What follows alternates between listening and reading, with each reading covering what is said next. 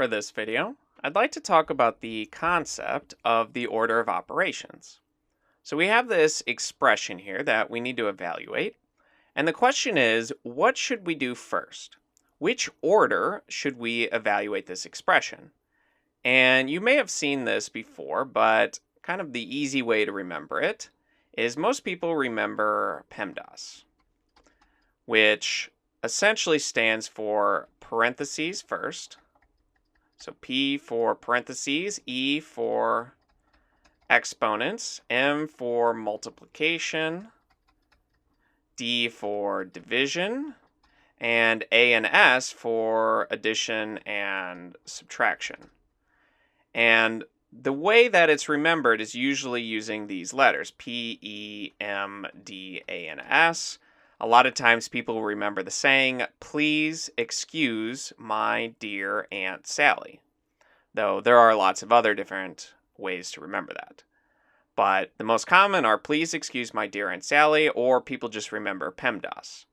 But you want to be careful when you write it this way because this implies that you should do multiplication before division or addition before subtraction. But the reality is that multiplication and division get grouped together and addition and subtraction get grouped together. They are essentially the same things, but in opposite direction. For instance, adding and subtracting, addition on the number line, like if I were to add some numbers here, that would essentially move everything to the right, whereas if I subtract, that moves things to the left. It's the same thing, you're essentially just counting in both directions, but you do them in opposite directions.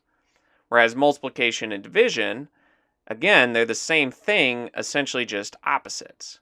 Whereas multiplication is repeated addition, and division you can think of as repeated subtraction. And then exponents is repeated multiplication, which is why it's above multiplication here. And then parentheses are essentially humans' way of saying, do this first. So parentheses are essentially a human invention, but the rest of these actually make sense. This is kind of a natural order. And the way to think about it is kind of like I mentioned, whereas exponents, let me change colors here. Exponents are repeated multiplication or division. Remember, something like 3 to the 4th is just repeatedly multiplying the number 3. Whereas something like 2 to the minus 3 is the same thing as dividing by 2 3 different times. So exponents are just repeated multiplication division, which is why they're higher up in the order than multiplication or division. You essentially want to do the more complicated things first once you finish parentheses. And then why are multiplication division above addition and subtraction? Well, kind of the same reason here. Multiplication and division are simply repeated addition and subtraction. And then at the end, addition and subtraction are essentially the simplest or easiest operations, which is why we do those last. So the way to remember this is you have to do the more abstract or the more complicated operations first. So you have to do exponents first because it's essentially just repeatedly multiplying or dividing. And then you go to multiplication division because they are more complicated than addition and subtraction. Multiplying and dividing are just repeatedly adding and subtracting. So you do the most complicated stuff first and then move your way down. But in general, you always have parentheses first. So when we look at an example like this, you look at the set of parentheses and you ask yourself, can you simplify this? If you can simplify it, then you should.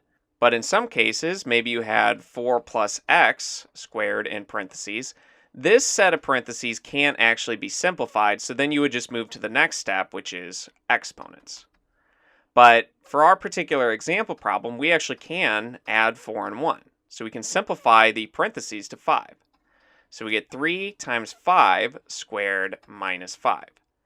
Now, there are all kinds of common mistakes with these types of problems, but one of the most common I see is that students will try and distribute the 3 to the 4 and the 1, making it 12 plus 3, and then they'll square it. You don't want to do that because you shouldn't do multiplication, which is distribution, before you do exponents. If you do that, you are skipping steps. So now at this point, we finish parentheses, so now we go down the list, and now we want to do exponents. So we have 5 squared. Remember, that is just this number multiplied that many times. So 5 times 5, which is 25.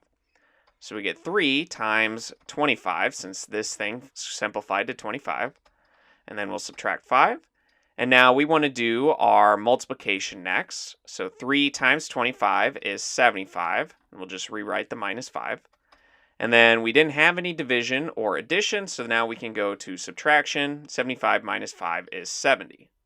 But keep in mind, especially if you have a graphing calculator, you can type this in directly, 3 parentheses, 4 plus 1, and then you'll have to use a caret for the exponent. You'll write caret 2, and then minus 5, and once you hit enter, it should evaluate to this value of 70.